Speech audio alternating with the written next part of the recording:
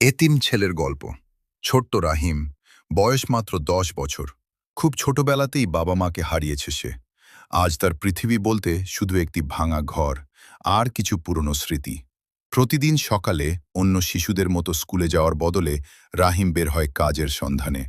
কখনো মানুষের বাজারের ব্যাগ বহন করে, আবার কখনো দোকান পরিষ্কার করে।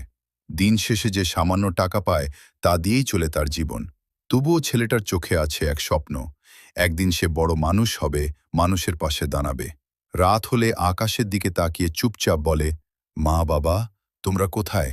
আমি আজও তোমাদের খুব মনে করি। আসুন, আমরা অসহায় এতিম শিশুদের পাশে দাঁড়াই। একটু ভালোবাসাই বদলে দিতে পারে তাদের জীবন।